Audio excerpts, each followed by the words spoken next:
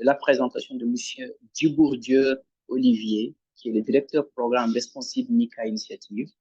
Après une première expérience dans l'oil and gas chez Total Energies et un passage dans le conseil en stratégie spécialisée dans les matières premières, Olivier Dubourdieu a rejoint l'initiative pour un MICA responsable en 2019, où il est maintenant directeur de programme. Olivier travaille en parallèle à l'école des mines de Paris en tant que responsable de formation et y effectue une thèse. Il est diplômé de l'école normale supérieure de Lyon et l'école des mines de Paris. Monsieur Olivier, il serait très intéressant de nous faire un partage sur la norme internationale de RMI et de montrer comment les principes de la RSE ont été traduits dans une norme d'application sectorielle. Alors, vous pourrez ensuite évoquer le cas de l'Inde ou de Madagascar pour les enjeux généraux ou pays spéciaux. La parole est à vous, Monsieur Olivier. Merci. Oui, merci beaucoup, Mamadou, pour l'introduction et merci à Christian pour cette première présentation. Du coup, aujourd'hui, donc je voulais vous parler un peu de ce qu'on fait à l'initiative pour un MICA responsable et notamment dans la mise en place de normes dans les premières étapes de la chaîne de valeur du MICA, dans les mines artisanales et puis dans les premières étapes de transformation du MICA. Alors, je ne sais pas si le MICA, c'est quelque chose qui est connu de tous. Et donc, alors, je suis désolé, il y a des slides en anglais et en français, c'est un peu un mix.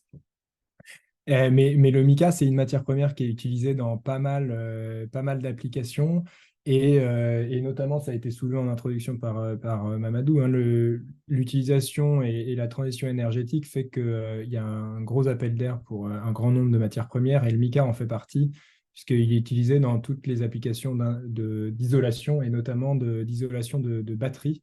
Et donc, dans les voitures électriques, vous allez retrouver plusieurs kilos, entre 10 et 15 kilos de mica dans une voiture électrique à comparer avec quelques centaines de grammes dans les voitures thermiques. Donc, vous voyez bien qu'il y a un enjeu énorme autour du mica sur la mobilité électrique. Mais c'est utilisé aussi dans pas mal d'autres applications, et notamment en cosmétique, en base de pigments ou alors dans la peinture. Et dans les plastiques, ça permet de réduire les vibrations dans les plastiques. Ça permet voilà, d'améliorer les caractéristiques physico-chimiques de plastique. C'est utilisé dans l'industrie pétrolière aussi, dans les forages. C'est utilisé dans pas mal d'applications finalement et c'est assez peu connu. Ça vient d'Inde notamment, alors, notamment du Bihar et du Jharkhand. Euh, donc, qui sont les deux régions présentées sur la carte que vous pouvez voir maintenant. Un petit commentaire sur les chiffres que vous voyez sur la droite de la slide. En fait, aujourd'hui, la production officielle en Inde est de 15 000 tonnes. Si vous allez voir les chiffres qui sont publiés par le Bureau indien des mines. Et en fait, quand vous regardez les exportations sur les bases de données d'exportation qui sont accessibles, vous vous rendez compte qu'en fait, les volumes d'export sont à peu près 10 fois plus gros. Et donc, on comprend qu'il y a un gap entre les deux, un gros gap entre la production déclarée et puis la production réelle. Évidemment, ça, c'est dû au fait que les mines de mica en Inde sont en majeure partie artisanales et en majeure partie non couvertes par des lois. Et donc la production n'est pas déclarée. Le mica vient aussi de Madagascar. Et donc là, on retrouve finalement périmètre géographique du sujet de ce webinaire. Il s'est produit dans le sud de Madagascar et dans 200 sites à peu près dans le sud de Madagascar. On estime à 20 000 personnes les personnes qui sont impliquées et qui dépendent de la mine de mica pour leur survie dans le sud de Madagascar. Et c'est quelque chose qui est assez important à Madagascar, puisqu'on est passé de environ 10 000 tonnes d'export à la fin des années 2010 à 70 000 tonnes en 2020. Donc, vous voyez, les volumes exportés sont en forte croissance. Et ça, c'est dû notamment au fait que le mica malgache est utilisé comme un isolant de batterie de voiture électrique, comme je vous l'indiquais. Et donc, évidemment, cette demande a vocation à continuer à augmenter.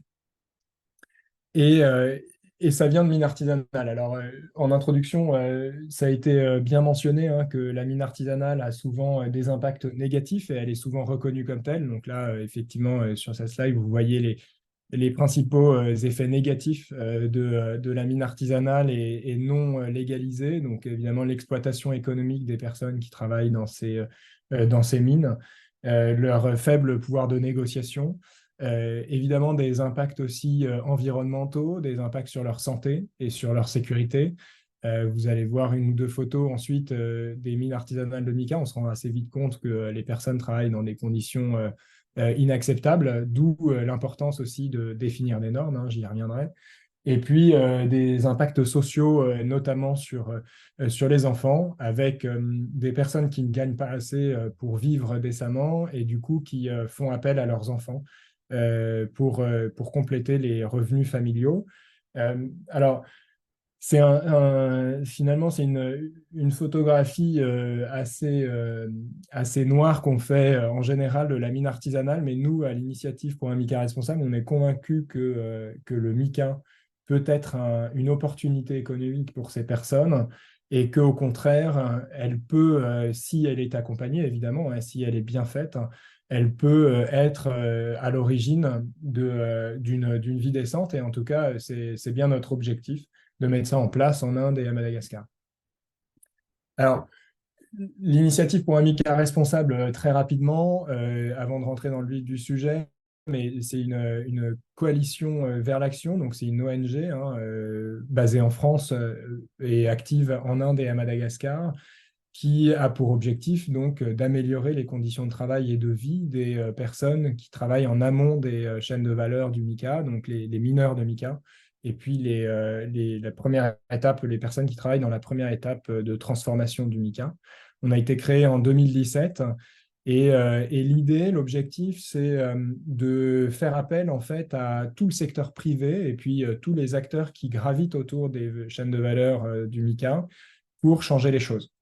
Et comment est-ce qu'on fait appel à eux? En fait, on a aujourd'hui, alors c'est une slide qui mériterait d'être mise à jour puisqu'on a 100 membres maintenant. Et je pense qu'il y a des marques que vous pouvez reconnaître. Nos membres, en fait, sont des entreprises et des organisations, plus largement, qui gravitent autour des chaînes de valeur du mica. Et elles sont toutes engagées à mettre en place des conditions de travail responsables en amont des chaînes de valeur, dans les mines et dans la première étape de transformation. Et elles sont aussi engagées à soutenir la mise en place de ces conditions de travail responsables dans le temps. Et donc, on peut se demander finalement comment est-ce qu'un Porsche ou un BMW ou un L'Oréal, un Chanel, un LVMH peut arriver à mettre en place des conditions de travail responsables en amont de ces chaînes d'approvisionnement. Et en fait, ça passe à travers la définition de ce que sont ces conditions de travail responsables, et donc en fait la définition de normes, et évidemment aussi par de la traçabilité, ça a été mentionné avant, et c'est évidemment quelque chose d'assez important sur lequel on travaille aussi. Et donc, en fait, on travaille sur trois piliers. D'abord, la mise en place de normes de travail responsable et puis de traçabilité. Notre deuxième pilier, on travaille aussi avec les communautés locales pour leur redonner le pouvoir, finalement, à travers la mise en place de programmes sur place en Inde et à Madagascar. Et on travaille aussi avec les États locaux et régionaux pour mettre en place des cadres légaux qui couvrent les activités du MICA. Et dans la mise en place de normes, en fait, on en a développé deux. Enfin, on en a développé une et on est en cours de développement d'une deuxième. on a développé une norme pour la première étape de transformation du mica, donc les sites de tri et de transformation que vous pouvez voir à droite de la slide, et on est en train d'en développer une pour les mines artisanales de mica. Donc là, vous avez les 3 premières étapes hein, pour Madagascar, de la mine d'abord, ensuite le transport et ensuite le tri et la première étape de transformation avant exportation à l'étranger. Et dans nos normes, en fait, finalement, de quoi on va parler? Euh, on va parler de plusieurs choses hein, et on a essayé de faire en sorte que ces normes soient les plus complètes possibles. On parle d'environnement, évidemment, de sécurité et de santé au travail, de critères sociaux, de critères de gouvernance, et enfin, et je pense que c'est quelque chose qui est assez important, de devoir de diligence raisonnable dans les chaînes d'approvisionnement. Vous allez voir en quoi c'est important, mais d'abord un peu de détails sur ces composantes. Alors pour l'environnement, en fait, quelque chose qui est commun à toutes ces composantes, c'est évidemment la conformité à la loi. Ça, dans nos normes, en fait, c'est très important hein, d'être d'abord conforme à la loi avant d'être conforme à la norme. Hein. C'est ce qu'on demande.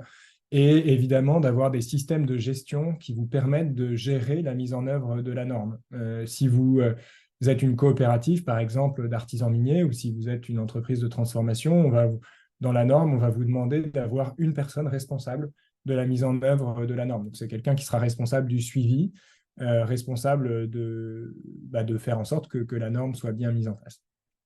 Et évidemment, pour l'environnement, du coup, on a des critères sur la pollution de l'air, les émissions de gaz à effet de serre, la pollution du bruit, etc., etc. Donc, c'est des critères divers et variés qui ont trait à l'environnement. Et évidemment, quand on parle de mine artisanale, on parle en général d'impact sur l'environnement assez fort. Et donc là, ce sont des critères absolument cruciaux en fait pour les mineurs artisanaux de les mettre en place sur chacun des sites miniers qui sont couverts par l'initiative. Sur la santé et la sécurité au travail, mais ça, en fait, ça va être la même chose. Hein. On va avoir la conformité à la loi et des systèmes de gestion qui permettent la mise en œuvre et le suivi de la mise en œuvre de ces normes. Et puis, après, toute une série, finalement, de critères qui ont trait à la santé et la sécurité au travail. Donc, de la santé, de la sécurité incendie, sécurité électrique, si ça fait sens. Évidemment, des critères sur la mise en place ou la formation des gens sur les premiers soins, les premiers secours en cas de blessure. Voilà, des critères aussi sur la sécurité structurelle, et ça c'est très important quand on parle de mines hein, et de stabilité souterraine notamment. Voilà, donc ça c'est les critères sur la santé et la sécurité au travail.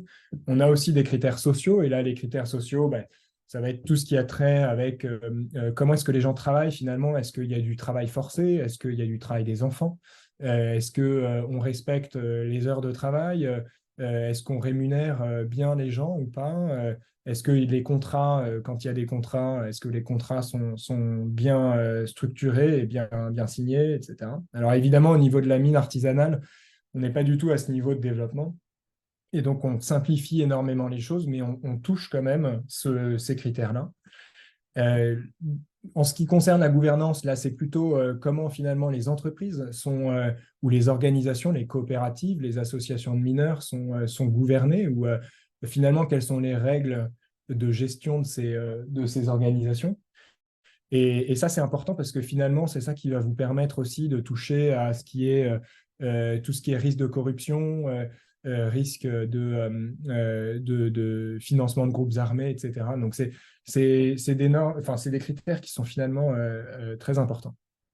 Et puis enfin, le devoir de diligence dans les chaînes d'approvisionnement. Et là, le devoir de diligence, très, très résumé, c'est finalement, j'ai une entreprise et je m'approvisionne d'une certaine matière première ou de certains composants auprès d'autres entreprises ou d'autres organisations. Et bien, en fait, j'ai un devoir d'aller regarder ce qui se passe chez mes fournisseurs et chez les fournisseurs de mes fournisseurs pour m'assurer que finalement les conditions de travail chez ces fournisseurs et chez les fournisseurs de ces fournisseurs sont responsables. Et si elles ne le sont pas, eh ben, en fait, je mets en place des actions concrètes pour améliorer la situation. Et donc, dans notre norme, on touche aussi à ce devoir de diligence qui, pour nous, est très important. Alors, la norme, on ne l'a pas développée de nulle part. C'est une slide un peu compliquée, mais juste pour vous dire que finalement, c'est une norme qui a été comparée à d'autres normes internationales et on s'est assuré qu'on était en ligne avec ces autres normes. Parce que finalement, il y a beaucoup, beaucoup de normes aujourd'hui qui existent.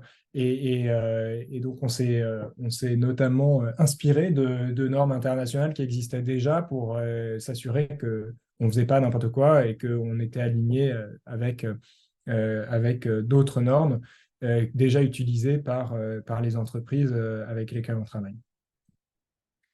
Et ce qui est important après la mise en place d'une norme, en fait, alors c'est très bien de développer une norme, mais finalement, ce qui est important derrière, c'est de s'assurer qu'on peut et qu'on arrive à suivre sa mise en œuvre.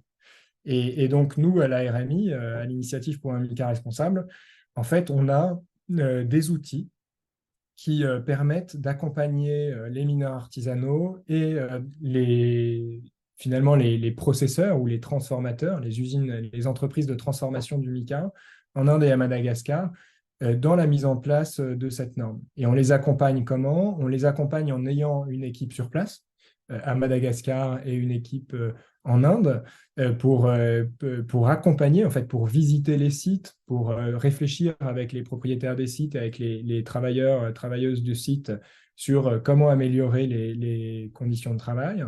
On a toute une série de formations en ligne qui sont accessibles pour les managers de ces sites. Et on a toute une série aussi de formations en personne qu'on vient faire dans les mines et dans les usines de transformation.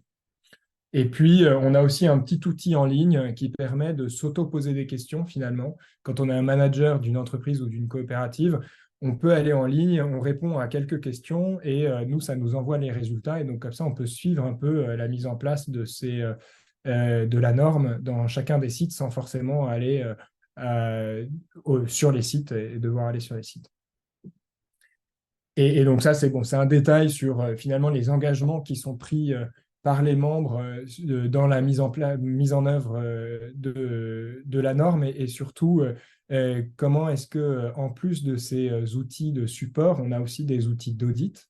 Et ça, c'est des outils d'audit externes, finalement, des auditeurs externes qui viennent sur les sites et qui viennent valider ou invalider finalement les progrès qui sont faits par chacun des acteurs qui mettent en place les normes. Et donc, pour nous, ça, c'est important parce qu'on ne peut pas être jugé parti. D'une certaine façon, on a mis en place la norme, on l'a définie, on a des outils pour soutenir la mise en œuvre de la norme. Et ensuite, on a des auditeurs externes qui viennent une fois tous les ans, tous les 2 ans, sur les sites pour valider ou invalider finalement les progrès qui sont faits par, euh, par les acteurs donc, qui ont mis en œuvre les normes. Voilà. En résumé, très rapidement, ce que je pouvais vous dire sur la définition des normes par l'initiative pour un MICA responsable et je serais ravi de répondre à vos questions. Voilà. Merci beaucoup.